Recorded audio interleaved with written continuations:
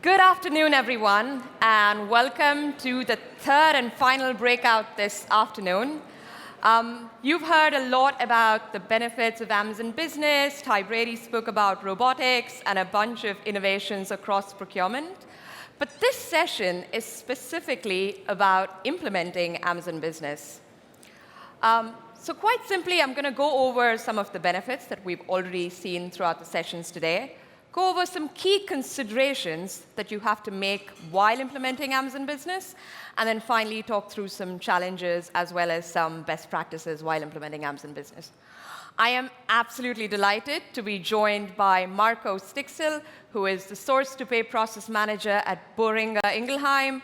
Marco led the implementation of Amazon Business at Boehringer Ingelheim, and has been an absolute star at actually making sure everything is running smoothly for Amazon Business at Boehringer Ingelheim. Thank you so much, Marco, for taking the time to be here. Thank you for having me. Yeah.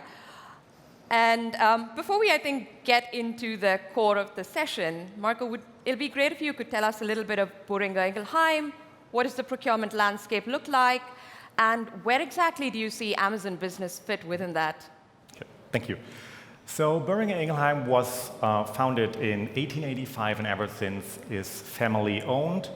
We are one of the top 20 pharmaceutical companies worldwide with core markets in human pharma and animal health.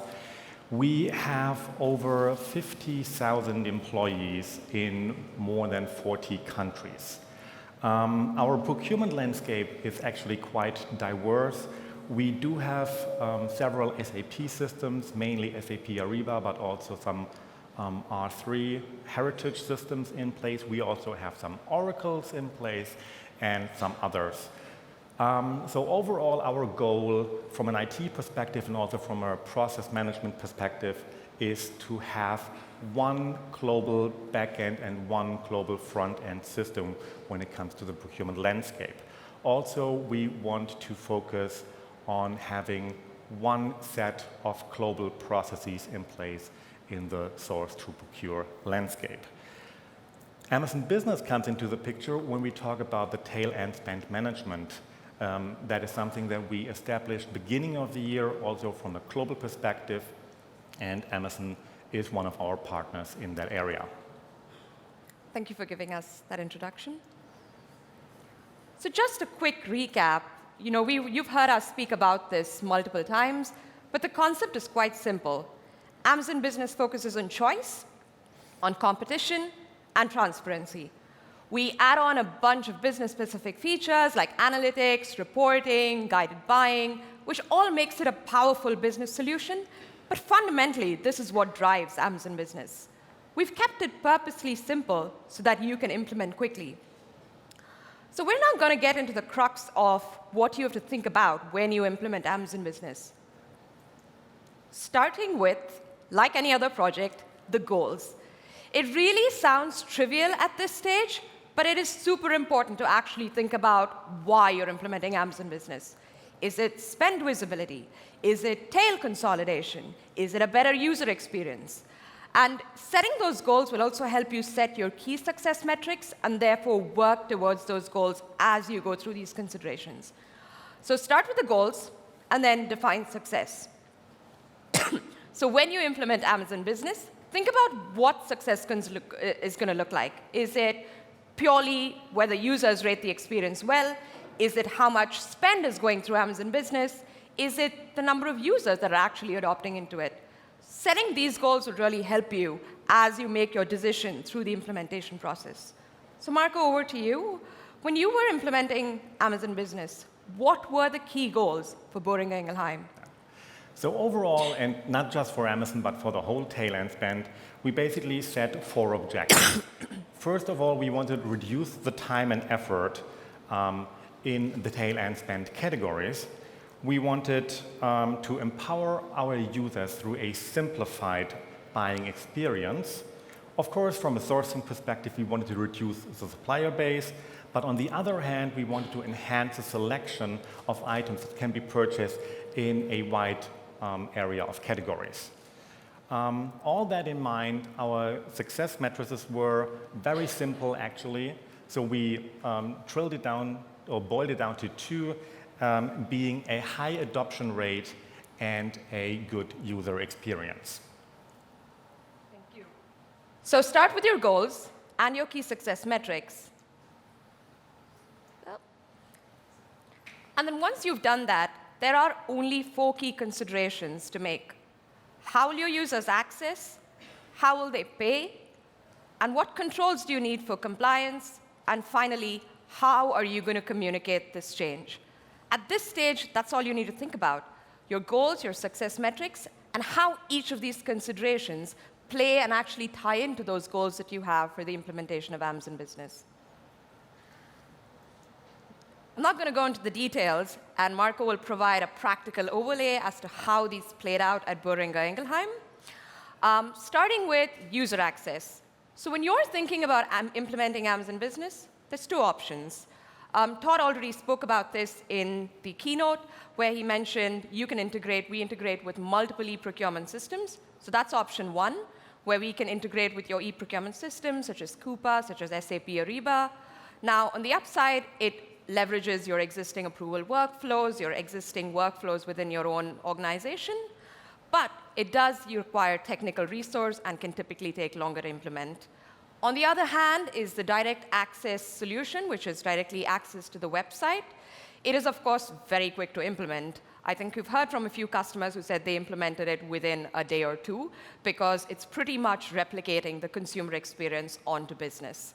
So it's quick to implement, and depending on the goals that you have for your organization, you can make this choice as to whether to go with an e-procurement system integration or with a direct access to website. And we've got customers who've done both, but interested to know, of course, with Boehringer Ingelheim, Marco, how did you come about that decision? Well, since our requesters are basically used to the fact or to the way of a purchasing with a procurement system, that actually was very simple for us because we wanted to keep it that way. Again, we wanted to keep it simple for the requester. So basically, we made the decision to go for full integration into SAP Ariba. We have invested time and effort, of course, in the appropriate approval flows, not just for tail and spend, but basically for all our categories that we cover. Our partner functions, for example, like taxation or finance, are also used to an e-procurement system, and there was no, let's say, hesitation or pushback to be expected. So that was actually one of the easiest decisions we had in the overall project. So while Marco decided to go with an e-procurement solution, we also have customers who say, I want to get visibility and I want to consolidate all my spend that's going through Amazon. And so for customers like that, we often find them actually going through a direct access solution. Again, no one size fits all, and depending on your goals in the context of how these goals fit into your organization's procurement landscape, an integration with an e-procurement system might be the right solution, or it could be direct access. So we've spoken about the first consideration, which is account access. The second one is, how will your users pay for items? So Amazon offers 3 payment options. So there is payment card with enhanced data through your credit card statement. So I think on an earlier session with Barclaycard, we heard how easy it is to reconcile because of that enhanced data flowing through your credit card statement. We also have pay by invoice, which is payment on credit, and we offer standard 30-day terms. And the last payment method we offer is direct debit. In addition, with payment methods, you also have to think about whether you want to set this up as individual payment methods or as shared payment methods. So with individual, every user controls how they want to pay, so they can add on their own payment card. But it means that they have to manage it. If there's any kind of expensing to be done, they have to manage that process. On the other hand, there's the shared payment method, where you could have a centrally managed payment method, such as a shared card or pay by invoice, where an admin manages it, and all from the financial process perspective, it's all centrally managed. So there you go, 3 payment methods and 2 options for all of them. So Marco, over to you again. How did you make that decision for Boehringer Ingelheim? So like I said, our requesters are used to use an e-procurement system. Our suppliers are used to be paid by an invoice. or when they submit the invoice, basically. And that is what we wanted to do here as well. This is our standard process, and we did not want to deviate from that. So in the end, we did set up Amazon that we can have per shipment an invoice. That invoice gets sent into our AP system, and from there it is being processed. And actually that was one of the reasons why we decided in the first place to go with Amazon Business, because we do have the functionality with the invoice. Yep. So while for customers like Marco, pay by invoice was the right option, there are customers who are also using payment card as well as direct debit. So we've spoken about account access and payment methods, but I also know one of the topics of big interest is on compliance. But before we even get into some of the Amazon Business features, I think I'd like to start with Marco and ask him, how did you think about compliance and controls when you were thinking about implementing? Yeah. So for us, compliance is actually a very hot topic, and we need to take it very seriously, and I'm guessing I'm not the only one here. So on one hand, again, we wanted to keep it simple and improve the user experience. On the other hand, we do have some categories where we have contracted suppliers with pre-configured items, for example, IT with hard and software. So in these areas, there's basically no tolerance for incompliance or non-compliance. In other areas, we are a little more relaxed about it. So what we did with the overall tail and spend approach that we did, like I said in the beginning of the year, we thought about what are the categories we want and where do we not want to have a tail and spend solution. And it sounds very easy. In the process, we found out from a global perspective, this can be very hard, and also you have to differentiate from a global perspective and a local perspective. So basically make up your mind, what do you want? You have to find the right balance between a good user experience, but also restricting the categories that you do not want your requesters to buy from in tail and spend. So I think it's important to be pragmatic. Would you agree? You have to be pragmatic about it, yes. Yeah. So again, Amazon Business offers, I think, two key features. The first one's guided buying. Todd did give a brief about it, so I'm going to be quick. But guided buying offers you a way to place signposts. So when your users are buying, they know what an item is. Is it a preferred item? In this case, you can see this notebook has been chosen as a preferred item. So when users search for a notebook, they know that they're permitted, and it's actually encouraged to buy this particular item over similar notebooks. On the other hand, there's also restrictions. So while alcohol may not be something that you want your users to regularly buy, I think having that restriction message there saying, I don't know how many of you can read it, but it says, in general, alcohol should not be purchased for business, but if you have a specific event or a gifting need, you may buy this. So that's guided buying, which is a Business Prime feature. And then there's approval workflows. So we can have approvals on every order, on restricted items. So if you think about that particular use case with alcohol, you could actually make it really powerful by having approvals for some of these restricted items. So your users do have the freedom to buy a restricted item, but making good judgment because they know it'll go through an approval workflow. And then you can also have approvals and orders of a certain value. So that's on compliance and controls. We have both guided buying as well as approvals. So we started with the goals, we started with the key success metrics, and then we went through account access, payment methods, and compliance and controls. All, at least these first three considerations, Marco, would you agree, were really easy to at least implement on Amazon Business, largely? Yeah. We'll come into some of the challenges we did face, but largely it is really simple and really easy to implement on the Amazon Business solution. But I think time and again, we've seen that it's incredibly important to have a strong change management and communication plan, without which you're not setting up yourself for success.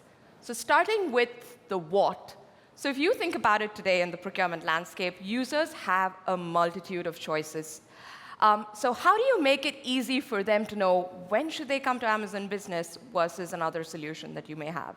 So making it really clear to your users to say, use Amazon Business for X category or for a certain value really helps in actually driving that initial adoption and managing whatever your procurement goals may be for Amazon Business. The second thing, I think, is the who. I think you need to think about beyond your just users. Are there other people that you need support from, whether it's finance, whether it's procurement, whether it's category managers? Thirdly, the when, whether you want to do a pre-launch, kind of excitement launch. How do you keep the momentum? I think Dietmar earlier in a session mentioned that they had weekly social media posts on their internal social media so that users could continue to ask questions and that we were solving them immediately. And then lastly, the how. Depending on your organization, for some organizations I know it's email, for some of them like Siemens, it has been internal social media, and then for some others it's bulletins and posters. So I think it's really crucial to think about these four key questions as you're developing your communication plan. And I know, Marco, we had a lot of back and forth on how we should actually communicate this to the users. Could you give us some insight on how you thought about what this would look like? Yeah. So actually, the what, when, who, and how, that helps when you really need to structure that approach. Though the who, for me personally, coming from global headquarters in the different countries that we rolled out in the UK as for the first marketplace with Amazon Business, I first had to win over the local procurement team. So when you have a similar situation, when you come from a different location, you have to win over the local guys. For me, actually, it's very simple to go into a country and implement a tool, process, or a system. But the local procurement team usually are the ones who have to deal with the day-to-day. So you need to win them over. Once you have that, you can go to the next stage in who. So we defined a pilot group. We had roughly 10 people and a rather short pilot. And those were the first ones we targeted in the communication. What did we communicate? Well, first also to the pilot group, we told them, okay, here, congratulations, you are one of the pilot users. Please hold off on some of your purchases, though when the pilot starts, that we do have some traffic on the very first day. And we, by the way, we did that, we succeeded that. Then when we went live for the whole offices, we also had one communication with some training sessions. And we kept it short and crisp, the overall communication. So we had basically the bare minimum. We told them mostly what they should not buy on Amazon Business rather than what they can buy. Of course, we did that also in the introduction sessions that we also had. And you did that in the introductions. When to communicate. So also, I know my inbox, there's always too many emails. So also we had that at a minimum. So basically overall we had, I believe, 3 communications. One for the pilot group, and then a teaser, and then the go live notification for the overall. On how is like I said already, so we had some emails, and then in the end, with the last email, we invited the requesters to 1 out of 3 introduction sessions that were to 30 minutes, also a short demo on the system, which they basically know, and then open for a short Q&A session in these introduction sessions as well. So on that, Marco, you of course did a pilot, but you decided to keep it quite short. Like, how did you determine success for the pilot? What did you use? So also for the pilot, what we wanted to do is, yes, we kept it short, of course. So overall it was 2.5 weeks, I believe, if I remember correctly. We also wanted to see, do we have traffic? Can the users buy what we want them to buy, what they want to buy? And is it as intuitive as expected? And of course, can an invoice be processed without any issues? And I have to say, with all of these 3, we succeeded in the pilot phase. Yeah.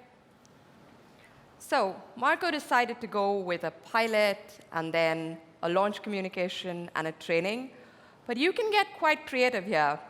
So this is from a customer who really wanted to consolidate all their spend right away. And so the email went, "Dear all, with only 99 days to go until Christmas Eve, I thought I would share my true Christmas wish, which is not to become any more like my mother. You may ask yourself, how could I possibly do this? Or what has this got to do with me? Well, I can tell you, I still need you to activate your Amazon business account. If you don't do this, I will have to send a third email. This crosses the line into nagging, and the circle will be complete. I will become my mother, and you will all be to blame." So I just thought I should share it because it was something that we'd never seen. And while we have a lot of standardized communication templates, and to Marco's point, I head what's called the professional services team, and we have a lot of standardized communication templates and trainings. You could get really creative and think about what works for your organization and actually what resonates with your user organization. So with that, as a quick recap, I just wanted to, what I want you to take away from when you think about implementing Amazon Business is you start with the goals, think about what the goals for implementing are, what are the key success metrics, and then super simple, just 4 key considerations. How your users access, how will they pay, what controls are you going to put in place for compliance, and finally, how are you going to communicate the change. So I know that sounds all rosy and very simple, but we all recognize that things go wrong. I think time and again, what we've seen throughout implementations is there are 3 key success factors. One of them is having clear goals and a timeline to which you want to launch. The second one is making sure you have committed resources. So for example, if you're doing a technical integration, then you need to make sure that your technical resources are available. And then a strong change management plan. Marco, would you agree? And could you maybe provide the audience some amount of insight into the challenges and how you overcome them as you are going through this process? So I definitely agree to that. And it was also very important for us in the very beginning when we kicked off the project that we do have the right people on board. You need to have people that are committed and also are empowered to make decisions. So in our case, for example, there was no steering committee, there was no board we needed to communicate to, that we needed to feed some feedback, some milestones or anything. It was a very small group of empowered people. Also people who are willing to take risks, to make decisions, and that are all able to fail. We heard that before. You have to be able to fail, and it's still a pilot, so it is okay to fail. Something can go wrong and something will go wrong, and of course we had stuff that went wrong, but we were also very pragmatic about it. Give you 2 examples. On the second day of the pilot, the Amazon gift card, which is basically the most popular item in our offices here in the UK, they could not buy it. It was blocked. So within a matter of hours, we identified what is the reason for it and how do we enable the gift card so for every requester that this can be bought through Amazon Business. Another example is single sign-on. Well, I personally thought in the very beginning, well, this is single sign-on. We have so many other integrations with SAP Ariba that this should not be a problem. Well, when it comes to what data is being sent from one system to the other via the API, I learned that this is a little more tricky than I anticipated. And at some point, I don't know, I think you were in the call as well, when your IT guy talked to our IT guy, though this was definitely language that I did not understand. It was very technical, but in the end, we got the right people on board. They were empowered to make the decision here and there. And in the end, I think after that call, we had 1 or 2 calls, and then this was it. We identified the root cause, we made the decision, And we did not circle that back to anybody else. We made the decision here and there, and that was good. And then we tried, and ultimately we succeeded in that. Yeah, I think we were able to get to those issues pretty quickly. But to Marco's point, I think they took some commitment from the resources and making sure that they all had the time to actually work with us and get the technical issues resolved. So, Marco, now you've implemented Amazon Business. How are you keeping the momentum, and what's next for you at BI? So like I said, we started in the UK. We are now up and running for about 3 months. The usage and acceptance is rising. So basically, we met our goals. It is as intuitive as we hoped, and all our invoices go through without any major issues. We want to build on that momentum by further integrating Amazon Business with SAP Ariba. And also when I hear about something like the Amazon Day, I know that the people in the reception desk, they will love that Amazon Day. When we're looking further down the road, we are right now implementing in France and in Germany. We have decided we will not have a pilot in France, so we will go live with basically, let's say, a large group of people or requesters that will be able to purchase via Amazon Business in France. In Germany, it's a different story. There's a different back-end system, so we need to have we want to have a pilot group there, and basically we are on one hand identifying who these users are, and on the other hand starting the implementation. Again, it's a different back-end system, so it might be a little trickier. After that, we want to go further. Spain is an important market to us. Italy is also an important market to us. So we are in discussions with Amazon Business on when and how we can implement that. And if we even look abroad, also for us, Canada and the US are important. Amazon Business is there already as well. So this will be these will be 2 markets that we take a closer look. So in the end, it looks right now, and I'm very confident it will keep looking that way, that Amazon Business actually will become one of the cornerstones in our tail and spend management overall. Thank you, Marco.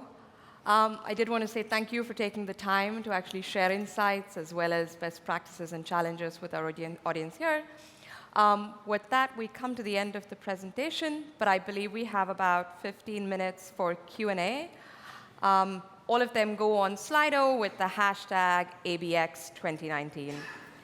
So the first question I have here is, Marco, over to you. If you had to go back and do it all again with Amazon Business, what would you do differently?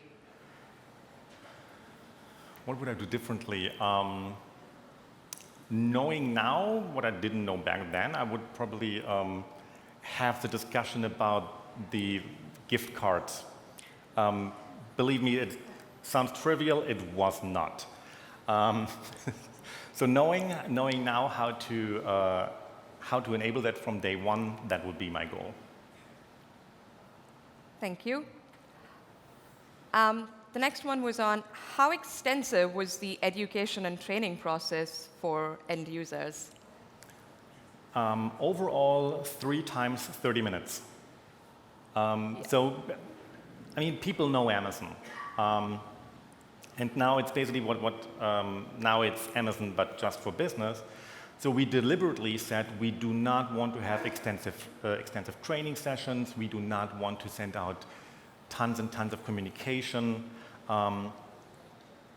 So we kept the training and introduction sessions to a minimum. So we had 3 times 30-minute sessions. Great. Does the account need much ongoing administration?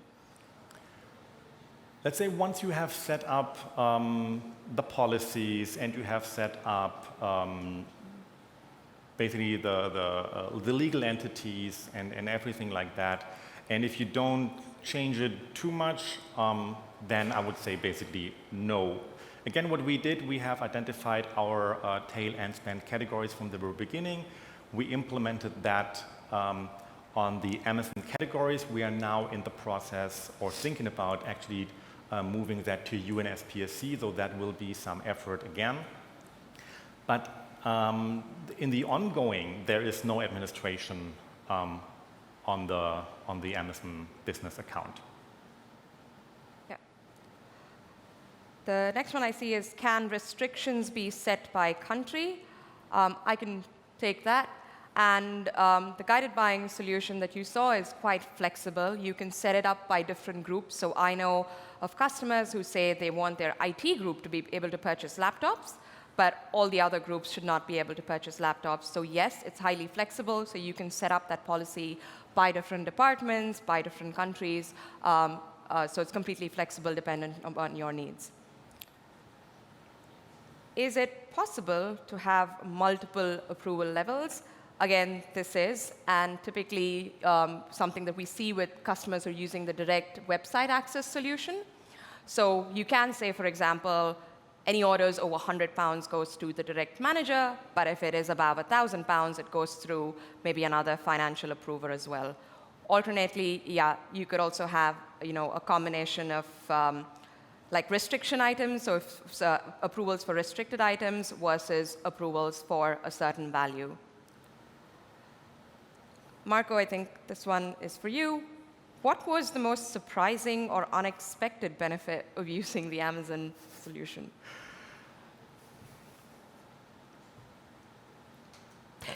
Items being bought while we actually have a contracted supplier with its own catalog in the system.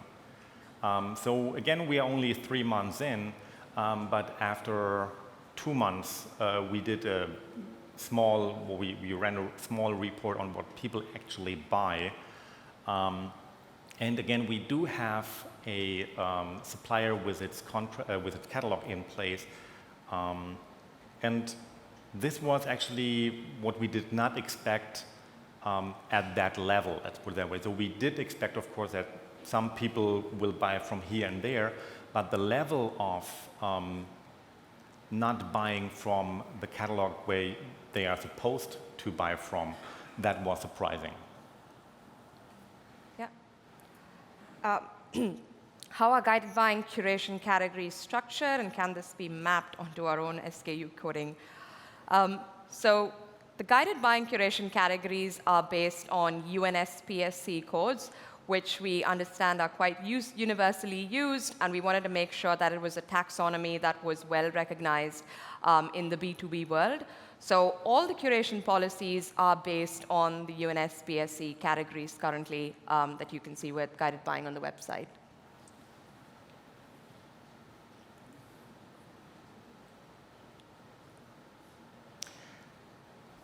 Marco? So no, the question our invoices do not go through SAP through the Ariba network.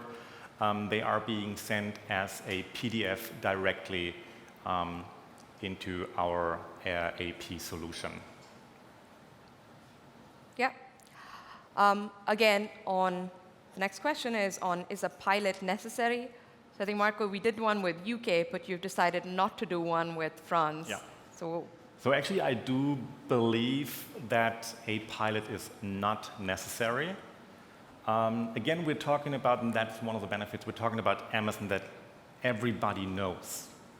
Of course, you need to, let's say, tell people what they can expect, that they can buy or cannot buy by Amazon Business or on Amazon Business.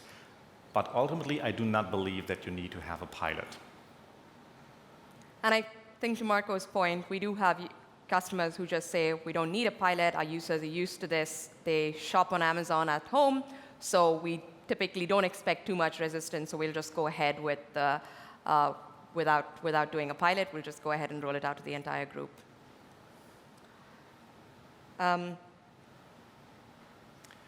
Are we using the e-marketplace for indirect services as well as goods or direct materials at Boehringer? We do only have right now with any e-marketplace that we have in place, we basically only have goods. We have it in very, very, very small area. We have it for direct materials, but ultimately, and this is the vast majority, is for goods and so far no services. The next one's on, again for you, Marco. Yeah. Any resistance you encountered on the adoption of Amazon Business? Actually, and that was also surprising to me, we did not had any resistance. So when we rolled it out, and in the introduction sessions, people were actually happy about it. Again, this was surprising to me as well, because I usually expect to have some resistance from people, but we had overall very positive feedback that people are happy that we have implemented Amazon Business.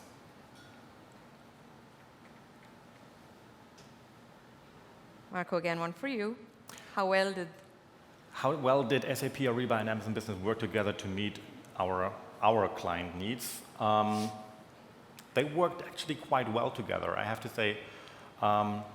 So we have the onboarding of Amazon Business on the Ariba network because they have to be onboarded, but that went through smoothly. There was nothing basically.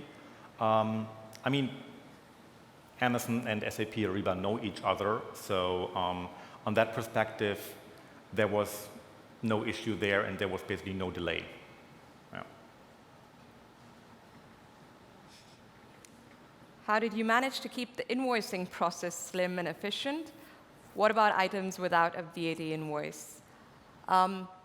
So I think Todd already mentioned this, and we recognize that it's a very important feature for business customers. So we've actually introduced features to be able to restrict as well as completely block items which do not come with a downloadable VAT invoice, and that is something that was very relevant for Boehringer Ingelheim as well. So it is possible today for you to actually block items that don't automatically come with a downloadable VAT invoice, and you want to reduce that administrative overload that your procurement department will have to face without a VAT invoice. How did we implement in 30 days? Yes, with a punch-out. That's how we wanted to integrate it into SAP Ariba. Yeah. So I think Marco mentioned this before as well. I think with punch-out, we realized that sometimes because of the technical complexities, it can take longer, but just having the right technical resources and getting that commitment from them really helps. We've also have customers who implemented a punch-out solution within a day, because if you have the right people in the room from their side as well as our side, it can be really quick. But I do also recognize that because it takes technical resource, it can take longer, but it doesn't have to take longer. How easy is it to amend settings once the account is already launched? For example, guided buying policies. Actually, very simple. So, honestly, you go into your policy section, and you basically opt in, opt out on the categories that you want to have. It's as easy as this. Yeah. And I think with the gift cards, that's exactly what we did. We realized it was blocked, and then we had to go back to the guided buying policies, quickly remove it, and then users could actually buy it. Marco, how did you choose which organizations or buying groups to roll out to first? I hope from the UK offices no one is here or listening to, but UK has been our guinea pig for years. They are used to being the first ones when something is being implemented. So we looked at a market that is, let's say, from a category perspective, in complex. So it's for us here in the UK, it's only mostly a commercial side, so it is only a small production, there's no R&D. So we have about 150 people in the offices, so we had an easy way to figure out how many of these people could potentially be requesters in the system, so how many people do we need to basically train, and also this all ties into how complex is a country spend-wise, again, people, and therefore, and again, based on some historic data, because it went well with other implementations, we chose UK as our pilot country. I think to Marco's point, I think very often organizations also think about like their super users so that they get the maximum feedback, and I think that's the rationale that Marco also took with the pilot users, because we chose the super users so that we knew we'd get feedback right away. I think we have time for maybe a couple more questions. How do you regulate your users in the system while being live with Amazon Business? We do not regulate that. So basically, like I said before, they go from SAP Ariba, they jump into Amazon Business. Of course, when they first jump in, they need to register one time, and after that, they are recognized. So as soon as they have the access to SAP Ariba, they potentially have access to Amazon Business as well. So there is no further regulation on that. What we of course we do have approval flows in place afterwards, but not on Amazon Business per se. This comes in the SAP Ariba environment again. Thank you so much, Marco, for providing your insights as well as sharing your learnings with implementing Amazon Business with the audience today. With that, we come to the end of all our breakout sessions. We have a really short break of about 10 minutes now, after which we'll have the closing session here, and it's going to be a session with some very exciting awards as well. So yeah, go have a little stretch, have a break, and be back here in 10 minutes. Great. Thank you.